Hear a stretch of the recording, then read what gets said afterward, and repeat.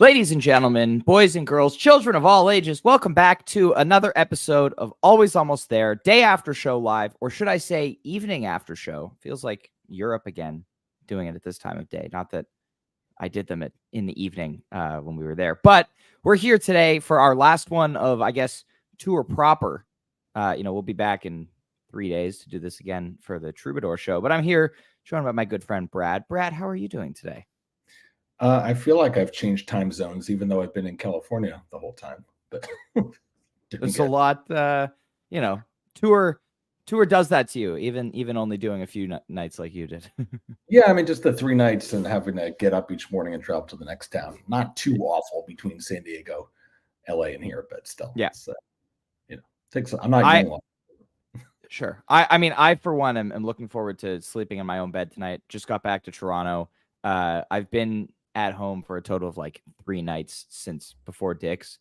So this is gonna be a good sleep tonight. But we're here to talk about last night's show at the Frost, of course, the last one until yesterday that we knew about. But let's start with the pre-show vibe, Brad. You know, this is a hometown show for you.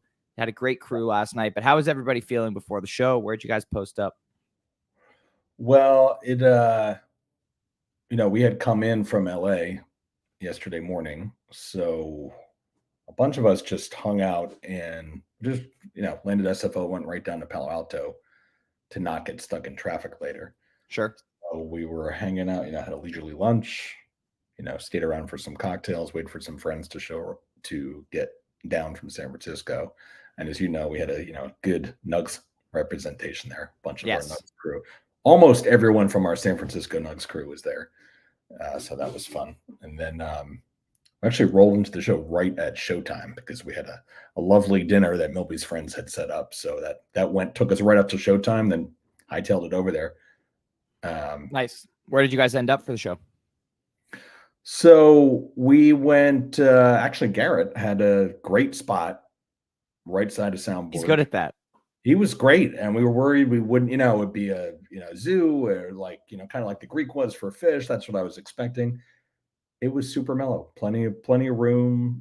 He had a great spot and it was frankly better than the friends and family spot. So we just all hung there and, multiple crews meeting up and we all got to congregate together, which is really what made it special, was just having so many people in one spot. So thank you to Garrett.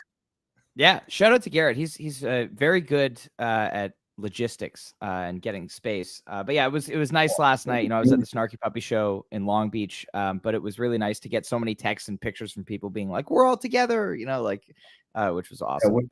It really was nice. And it was a good hang. We just had a crew of 3 in San Diego and LA, but then LA, I used to live there for 12 years. So, ran into a lot of friends, got to take an old school LA friend to the show, which was nice. Mm-hmm. And it was a really nice hang at the LA show as well. Yeah, love it. Let's dive into the show here. We've got our first set kicking off. Animal, California Magic, Silver Rising. What were you thinking of these first 3 tunes?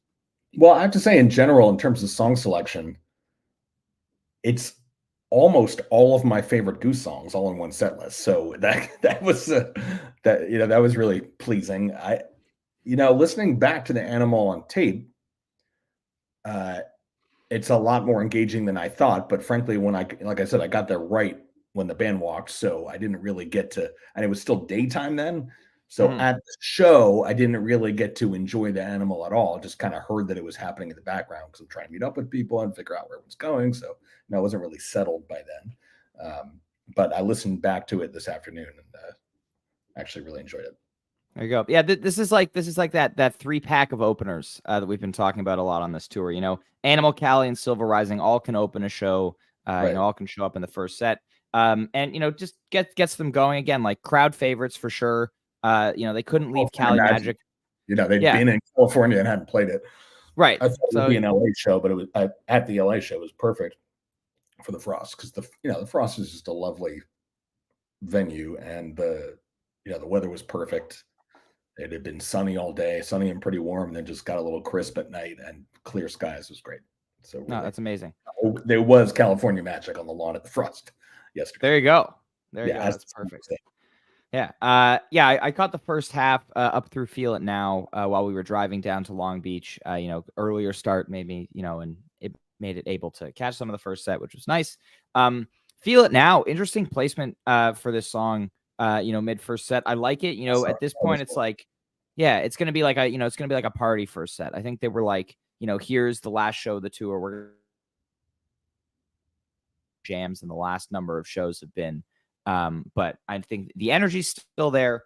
And I mean, on paper, the second half of this first set is really, really excellent. But what were you thinking about through Feel It Now there? Yeah, I agree. Feeling I was surprised to see it that early in the show, but it definitely got some butts shaking on the lawn. So that was Yeah. that was good. That was kind of like everyone's like, okay, all right, this is happening. And then it started to get darker, which meant that Getty's Magic was a little more, and the lights really looked great at the Frost. I mean, it looked good at the Greek, but just having a bit further back view on a lawn, they Hmm. the lights really shone, no pun intended. It was just like really, it looked great. So yeah, by the time we got to Rockdale and Fish in the Sea, for sure, it felt more like a show at that point. Yeah. Well, let's talk about this Rockdale because I really, really enjoyed this jam. First Yeah, kind of song of the show to really stretch its legs. Listening this morning for the first time, I was struck by how much it reminded me of, Deep Cut here, the peak of the October 4th, 2022, This Old Sea. Pretty much the exact same jam that they get into here, which is really interesting. I don't know if either, it just kind of popped up in Rick's head again, or remember maybe just went back to yeah, him. or maybe for some reason someone played him a jam from 2 years ago, and he was like, "Oh, that's cool," and then it kind of stuck. But it's like that similar, like kind of like ascending, rocking melody thing, and Yeah, I liked it a lot. Rockdale has been really, really good this year, in terms of just getting out there a little bit. A couple times on this tour, thinking of what was it the one in Iowa with like the big dragonfly kind of jam. But this one was great. What were you thinking about Rockdale here, Brad?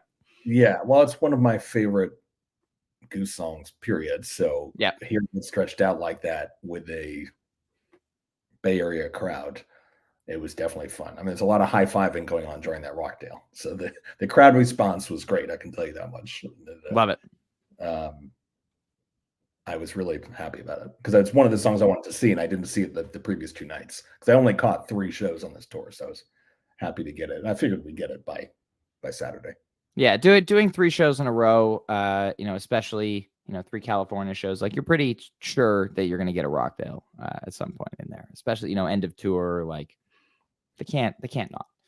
Yeah, that was Uh, the had to cross off the list of, well, what haven't we played again yet? And what haven't exactly, we played in California? And what haven't we played since the last time we were in San Francisco? exactly. I feel like, though, that's not That was San Francisco or Bay Area is like they've played a lot of shows there in the last couple of years. So I true. feel like differently than somewhere like Eugene, where they played one show there the last time, then it's one show again. Right. They're like, okay, we're not going to repeat anything. But somewhere like Boston, Chicago, Bay Area, where you're getting like multiple 2-night runs, and then they're coming back for, in this case, it was one show, but they did in 2023. You had the Warfield and the Fox, The which were same. both 2-night runs. Yeah. So I feel like at that point, it's kind of like we're not going to pay attention to what we played last time in this area. Like, Yeah, we're and I just gonna, think they also assumed that there was a large portion of the crowd that did both LA and San Francisco, LA and the Frost, at sure. least, if not also San Diego. Yeah, 100%. 100%. First set closes out here with Fish in the Sea and Thatch. I love this Fish in the Sea placement. This is a song we traditionally see in the second set. I mean, this is honestly just doing a quick little stats check here. This is only the second time Fish in the Sea has ever appeared in the first set outside of one set festival performances or taboos. So really interesting to look at that there, but huge fan of this placement. I mean, this song rocks. It's one of Goose's best covers, in my opinion. It's actually the cover I wanted to see the most, although I really wanted to see I Would Die For You. But other than that, Fish in the Sea, Yeah. I was really excited to see it. And the last I don't think I'd seen them play it since that time in New Orleans when they had the horns come out with them for it, which was Yeah. I mean, it's one Goose track that I go back to probably more than any other cover in recent years is that Fish in the Sea with the horns from New Orleans. So it's I'm really partial I'm partial to the tab horns version. Yeah, Over no, I the like New that one Orleans one. too. Just the New Orleans one, it was New Orleans, so it had, had a good 100%. vibe. 100%. 100%. But yeah, I was super. That was probably the song I was most psyched about in the first set, both in terms of the performance, the placement, and just it's a song I wanted to hear. Yeah, absolutely. And then Thatch. Speaking of songs we want to hear, this is a song we want to hear all the time. I figured it was coming. They hadn't played it the last bunch of shows. Part of me yesterday was thinking, like, do they save it for the Troubadour show, like Thatch in a 500 capacity venue? But I figured they would want to play it last night, and they did. Really solid version here. Yeah, I thought it would be either a set closer or a set two opener or something like that. So, yeah, I remember turning to my friends at that point and saying, "This is going to melt some faces here on the lawn at the front." So at that point, it was almost completely dark. The lights were full on, and it just got. I mean, Mr. Weeks on that Thatch was just that. It was really. I mean, it sounded great. Loomis's mix sounded great. The bass was really penetrating your chest. Just so many great moments in that where, a lot of people looking at each other like, where is this going? This is still out there. And, but it kept moving. It didn't like get into like a meandering, it was Thatch with a purpose. 100%, 100%. Really. Yeah. It's like pretty concise 15, 16-minute version, I think, if I'm not mistaken. But yeah, they went there. They went into like a blazing hot major key peak. And I love the return, the momentum. Like sometimes when Rick will like pull like the thing to return us, it can feel a little bit abrupt. This one, it just felt like they were going and naturally just hit back into Thatch, which I really, really like to hear. So amazing way to close out the first set. Yeah. I mean, there were a lot of smiles at set break. Yeah. First, it was like when the lights came up, it was everyone just trying to catch their breath. Like, right. Oh, where did we just go? Oh, what was happening there? And I think there's definitely great vibes for set break after that. 100%. You guys have any expectations for set two? Obviously, I know hanging out with Garrett, you knew what they had sound checked, and what was coming in the second set.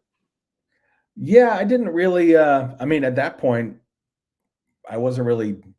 It was like whatever they do at this point really doesn't matter to me. There was no like it would have been very hard for me to be disappointed by that time of the night. Sure. It was so much fun hanging with. It was more of a social, very social hang at set break and saying hi to a lot of people and walking around and because I live in San Francisco, so it's nice to catch up with people I hadn't seen for a while. So everyone was in good spirits by that point. Amazing. So we come out for the second set here with Arrow, relatively concise version, nothing too crazy, but how are you feeling on this Arrow? Yeah, it didn't go big like some of the earlier ones in the tour, and I guess it was unfinished, which I didn't even think about. See the coach's notes there. It was. I mean, it was. Oh, I just accidentally started playing it. It was. It got everyone moving again, and it was good. It was high paced. Nothing really stands out, honestly, and I haven't gone back to listen to it yet. So I have no. Other than playing it while I was there. Right. One of the things I've found interesting is as the tours progressed, we saw a couple of 3-song sets earlier in the year, in Atlanta, and even the first show of the tour in Holmdel was a 3-song second set. And it feels like the band has purposely been trying to avoid that for a lot of the tour. There have been a number of shows where they've hit like the 1 hour mark on the second set and they could have, walked off and then had like a, sizable encore. And instead they've opted to add something else. So I feel like this set is one of those where I think it would have been better served to just be Arrow Travelers El-Meg or Hunger Site Travelers El-Meg. Let El-Meg go a little big, let either Arrow or Hunger Site go big. Because I think that's the one thing missing from last night's show, that the last like week or so on the West Coast has been so good. Like every show you're getting at least one really memorable jam. And I think there's nothing from last night that I'm going to wake up tomorrow and be like, wow, I need to hear that again. Like I listened to the LA Drip Field 3 times on my flight today. I mean, we haven't gotten there yet in this discussion, but the Hunger Site I thought was spectacular. And I know there's been other really big ones on this tour, but sure. Yeah, that is something I would go back. I'm actually very excited to go back and listen to that once we're done here, because Right. that is one that I would go back to when I hear it. There we go. Well, let's talk about this Traveler's Elmeg, the Autumn Crossing Suite, if you will. Yeah. Fourth time this year being played. Love this placement in the middle of the second set, as opposed to a closer or an encore. I do think, I think it made sense for them to play this here. I do think, it's for me at least, just playing it 4 times this year, it's lost a little bit of its emotional hit that it had, in Colorado when they busted it out for the first time. And I think at this point, I'm kind of feeling the band, like, it's not meant to be a once a year huge deal. It's just like, it's awesome whenever they play it, which is also amazing. But it kind of felt like a tip of the hat to the San Francisco crowd. Just like, you got some hardcore fans in the Bay Area, and they want to say, hey, this is for you. Right. And I mean, the GOAT Elmeg was played in the Bay Area, 130-22 at the Regency. So, right. In fact, yes. for all you stat heads. But yeah, what are your thoughts on this Autumn Crossing Suite? This is your first time seeing it, correct? No, I'd seen it. I mean, I was at that show at the Regency too. But they didn't do it wasn't the travel, suite there. It was just Elmeg. Yeah. Yeah, true. I mean, like I said, it felt special. And again, at that point, with the way the lights would reflect on the trees bordering the frost, it was a very kind of very psychedelic moment in San Francisco. I mean, Palo Alto of all places. It was because it got so quiet. Like, you could hear a pin drop at times, which was pretty amazing for a crowd that large. Yeah. But I mean, first of all, the sound in the venue is amazing. Loomis's mix was amazing. Getty's lights were amazing. I mean, everything was coming together. That combined with a good spirited crowd on a Saturday night. I mean, that's what made that feel really special. Yeah, that's amazing. That's amazing. And then so the Hunger Site, the jam of this set, it was big, in my opinion. Yeah, it was. I mean, I love, we talked about after the June tour. They played a number of these Hunger Sites that were 22, 23 minutes long, and then they were getting 18 minutes of Hunger Site. And then you were getting a few minutes on the end of really cool improv. And I like that this tour, it's been in the set closing slot. I think this is now the 3rd time in a row that it's closed the second set. I love this placement rather than opening the set, a little less predictable. And they've been playing it really, really well this tour. These shorter versions, I think they're looking at it and being like, we have to get somewhere in a shorter amount of time. Yeah. Well, I think they were very conscious of the 10 p.m. curfew. Yeah. So, if you're going to start the Hunger Site at that time, they know they have to keep it tight, but it also meant that it was strong and focused and together, and it didn't meander. We returned to the theme, and also moments of quiet and moments of, explosive jamming. Sure. But there were also some cool, vocal effects going on that I don't know if that was Loomis doing it or if it was Rick controlling it from up front, but it was it was kind of bouncing between, the left and right stack at certain points, which was gave it an extra And I haven't gone back to the tape to listen, but certainly when I was there, it was like, oh, this is different. A cool echoey effect that bouncing it from left to right, which is really cool. Mm-hmm. Amazing. That's awesome. I love. I don't know. I said it already, but I love Hunger Site as a second set closer.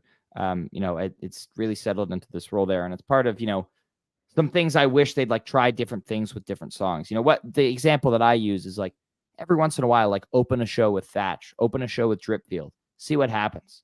Because it'll be awesome. And I think, in terms of setlist construction and kind of forcing them out of their comfort zone with it, the bingo shows for Goosemas are going to go a long way there, because they could pull, Animal to open a show, which is something they open a show with frequently, or they could pull something like, Thatch, which is not something that they open a show with, but would be really cool there. And then it's kind of you open the floodgates, what can we do differently? Yeah, all bets are off. Yeah, exactly. So, and I'm getting ahead of myself because Goosemas their seats. Yeah. And then Empress Encore, fitting, always such a pleasure to see this close a show. Yeah, what did you think of this one? Well, it worked after the Traveler's Elmeg doing Empress. It just felt like, oh, well, sure, this is right. And again, we're conscious of the time, because at that point it was 10 of 10. We're like, okay, this is going to be in and out, done.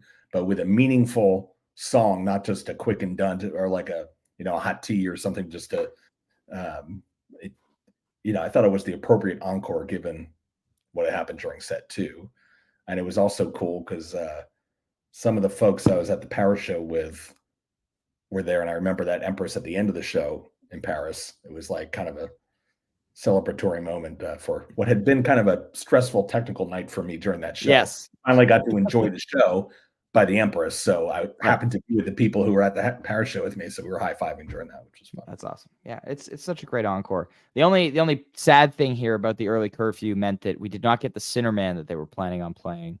I saw that on the set list, and I felt like that would have been nice. I don't know if that would have been the encore after Hunger, or I guess Hunger Site into that, but it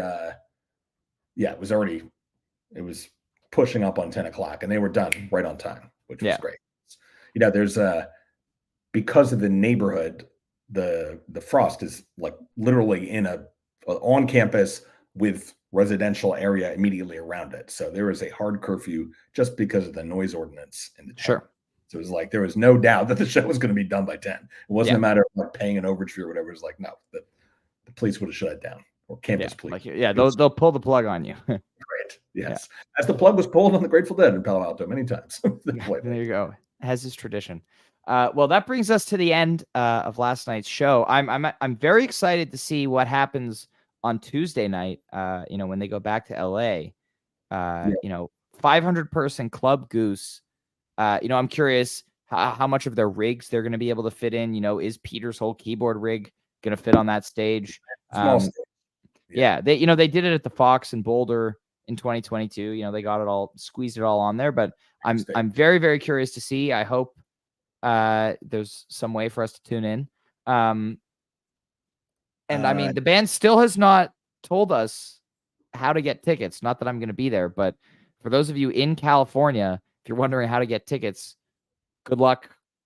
I would expect a notification tomorrow, maybe. In terms of gear, I know almost everything went back on the trucks last night, so it's definitely going to be a pared down situation at the Troubadour. It's the only way they'll fit in there. So I'm excited to see what happens. I'm jealous of everyone that's going to get to be there in a couple of days, but we've got that show and we've got Mempho Fest on Friday night.